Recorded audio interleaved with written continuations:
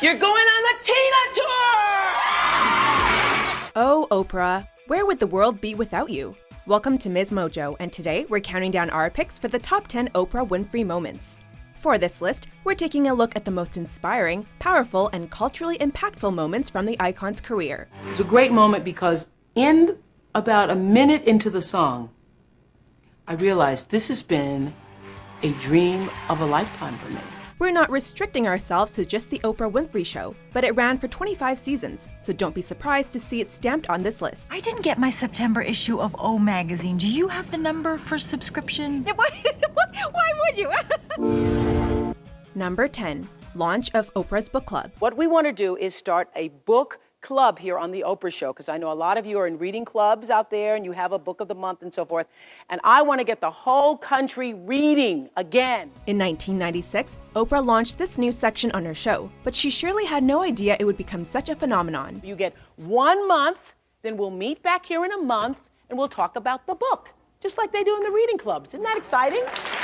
I love it! Running for 15 years, the original club was a book discussion segment, focusing on titles chosen by Oprah herself. I want the whole world to read it, relish it, talk about it, post it, tweet about it. And today, I want to tell you about a brand new selection for Oprah's Book Club. The club became widely popular, and the books Oprah selected, often obscure and lesser known, would typically experience major sales boosts. This has become known as the Oprah effect, which pretty much means that anything Winfrey touches turns into gold. During its run, Oprah gave 70 books her stamp of approval. And while many were upset when she concluded the popular segment, fear not, as Oprah's Book Club 2.0 now runs on OWN. This time, it's an interactive online book club for our digital world. That's why we're calling it Book Club 2.0. Number 9. The Mad Cow Controversy. When I came back to the United States, I got a call from Oprah Winfrey's office, and they said, "We would like to do a show called Dangerous Food. Could it happen here?" I did not go on the Oprah show to say something that I knew to be false. Also in 1996, Oprah held a discussion with activist and cattle herder turned vegetarian Howard Lyman. Now, Oprah, when she heard this, she turned to the man from the National Cattlemen's Beef Association and said, "Are we feeding cows to cows?" The interview inspired Oprah to give up eating hamburgers. However, it also led to a plummet in beef prices. It has just stopped me cold from eating another burger. The industry suffered a 10-year low in prices, and they claimed it was due to Winfrey's controversial interview with Lyman. The National Cattlemen's Beef Association filed a defamation suit, which dragged on for several years. Well, I'm in Texas, I guess you heard. You also heard I'm not allowed to talk about why I'm here. So I ain't saying nothing about it. Eventually, however, the court ruled in favor of Oprah, which she praised as a victory for free speech. Commenting after the ruling, free speech not only lives, it rocks. And when you finally took your power back and said, "I am who I am, and no plaintiff's lawyer is going to tell me I'm not," it was a snap. Yeah, it was a snap. Number 8. Oprah's Favorite Things debuts. Aren't they the softest things you ever had on? And you can wear them all day long around the house, and the inside feels as good as the outside. Another Oprah segment that became a phenomenon. Oprah's Favorite Things has been parodied time and time again. However, the magic of the original segment still warms a heart. Take a good look at this audience today. All of them are Hurricane Katrina relief workers. Nobody can repay you, but I wanted to at least try with a few of my favorites. Debuting in 1996, which apparently was a great year for Oprah, she slotted a holiday season episode to be something great. Channeling her trademark generosity and spirit, Winfrey treated the crowd to her favorite items, for free. Are y'all the kind of people who never want anything in your life? Today is your lucky day.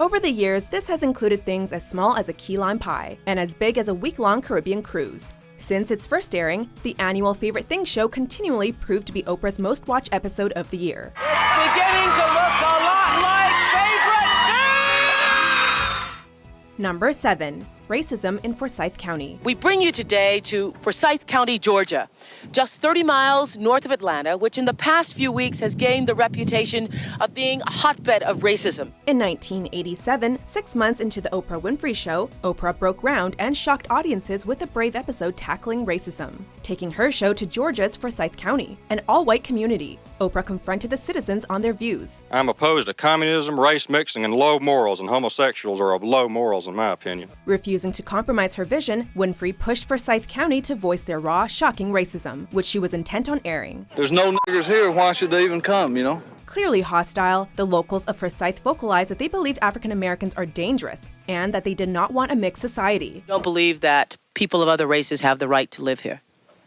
They have the right to live wherever they want to, but we have the right to choose if we want a white community also. That's why we moved here. You believe. That's what you believe. The segment was incredibly powerful and showed the prevalence of racism. In 2011, Oprah returned to Forsyth to find its views had changed, and it now had over 7,000 African Americans living there. The residents we spoke to, both black and white, say it is a great place to live and raise a family. That is progress. Number 6, diet dreams come true. I fasted without cheating for a solid 6 weeks. Having struggled with weight, one of Oprah's most inspiring moments came when over the course of 4 months in 1988, she lost 67 pounds. If you can believe in yourself and believe that this is the most important thing in your life, as Scott said to us earlier, you can conquer it. She credited her weight loss to OptiFast, a diet program that replaces meals with protein drinks. At the end of the 4 months, she walked onto her show stage in a pair of size 10 jeans, wheeling a little red wagon filled with 67 pounds of animal fat, the exact amount she lost. See what 67 pounds of mooing fat looks like, and let's put it in a wagon. That's why I did it. It was encouraging at the time, but Oprah has since expressed remorse for the incident. She stated she looks at the display in disgust, as she wishes she hadn't focused so heavily on body image. I actually thought at the time that being thin made me better. Number 5, Whitney Houston interview. When I became Whitney Houston and all this other stuff happened, my life became the world's. One of the most incredible aspects of her show was Oprah's ability to encourage guests to be vulnerable. In 2009, Whitney Houston gave her first interview in 7 years, sitting down with Winfrey for her show's season premiere. Even in that time where you're shining so brightly, so vividly that it's burning our eyes to see you, you're trying to dim that light in your own home so that you can exist in peace there. Houston opened up to Oprah, revealing her fall into the world of drugs after the incredible success of her film The Bodyguard and the birth of her daughter. After The Bodyguard, I had Chrissy. It started getting heavy. Very light with what? What was your drug of choice? Cocaine. Cocaine. Yeah, marijuana. That's it. She also revealed details on her relationship with former husband Bobby Brown, whom she cited as a fuel for her addiction. No, emotionally, he was abusive. He was abusive, Physically, no way. The interview was highly anticipated, and the emotional way in which Houston came clean proved extremely powerful. The voice that's a national treasure, like nobody else living at this time, and you're trying to pull yourself down. Yeah. Number 4, Tom Cruise jumps on the couch. You're such an intensely intense, Oprah? intense, but an intensely private person. This one's a little bit of a break from all of Oprah's powerful and intense moments. Well, actually, it was pretty intense for Cruise. Sitting down for a regular, ordinary chat on The Oprah Winfrey Show, Cruise quickly launched into new and unexpected antics. What has happened to you? What has happened to you? Oh, come on. They were inspired by love. Apparently, overcome with his love for newfound flame Katie Holmes, Cruise began jumping up and down on Winfrey's couch and yelling at the top of his lungs. I know. Have you ever felt this way before? The audience loved it. Oprah was surprised, and the moment was instantly a part of pop culture history. It's too bad the romance didn't last, but hey, that's Hollywood. Now, you and Katie look like you were having a very good time. Number 3, James Frey in the hot seat. I don't know what is true, and I don't know what isn't. So first of all, I wanted to start with the smoking gun report, titled The Man Who Conned Oprah, and I want to know were they right? I think most of what they wrote was pretty accurate, absolutely. Oprah is warm, nurturing, and welcoming. But like a mama bear, you do not want to get on her bad side. James Frey, author of the memoir A Million Little Pieces, learned this lesson back in 2006. I've struggled with the idea of it, and No, the lie of it. That's a lie. Not an idea, James, that's a lie. The book, recounting the author's experience with alcohol and drug addiction, inspired Winfrey, leading her to select it for Oprah's book club. It is also not fiction, but a bold choice that's taking us right to the edge. It's a gut-wrenching memoir that is raw and it's so real. Our next book is A Million Little Pieces. The book experienced increased sales, and all was fine and dandy, until that is, it emerged Frey had embellished the stories in his book.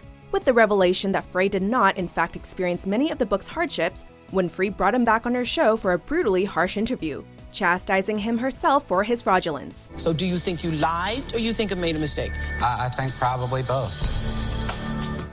Number 2, Michael Jackson interview. And I'm here to say, you know, do not judge a person. Do not pass judgment on anyone unless you have talked to them one-on-one. I don't care what the story is. In 1993, before all the scandals and accusations, Michael Jackson was the untarnished king of pop. He was also, however, a bit of a mystery. I used to not look at myself. I'd wash my face in the dark. I wouldn't want to look in the mirror. Really? And my father teased me, and I just hated it. I cried every day because of it. Your father would tease you about your pimples? He would tell me I'm ugly. For an exclusive interview, Jackson opened Neverland Ranch to Winfrey and her film crew. He also opened up to Oprah on his personal life, dishing details on things like his family relationships and his childhood. And my father and all of those things. It just made me very, very, very sad. So he would tease you, make fun of you? Yes. Did he ever beat you? Yes. He did. It was a rare, intimate look at the private life of a superstar, and the public ate it up. In an age lacking YouTube and online streaming, 90 million viewers tuned into a show to catch Oprah sit down with MJ.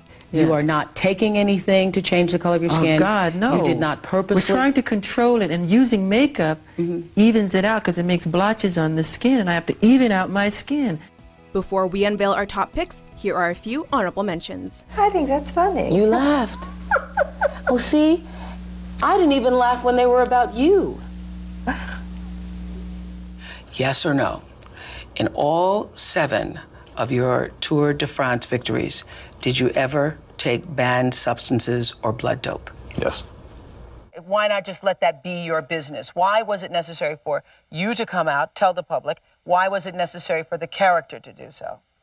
Because it's okay. Number 1, brand new car giveaway. Does everybody have a box? All right. Our top moment channels every quality that made Oprah one of the biggest attractions in television and a cultural icon. Someone in this audience still has the chance to go home with a brand new, fully loaded Pontiac G6. In this one moment, she is exciting, inspiring, and passionate. She also pulls viewers in and tugs on their heartstrings. You get a car! You get a car! You get a car! You get a car! You get a car! You get a car!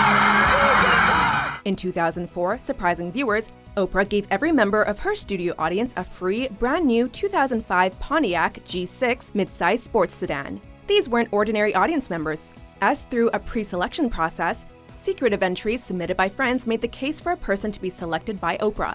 All desperately in need of a new car, it was an incredible moment that highlighted Oprah's ability to change a person's life.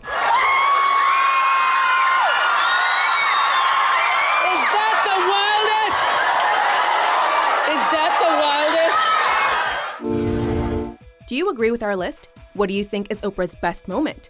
For more inspiring top 10s published daily, be sure to subscribe to MsMojo.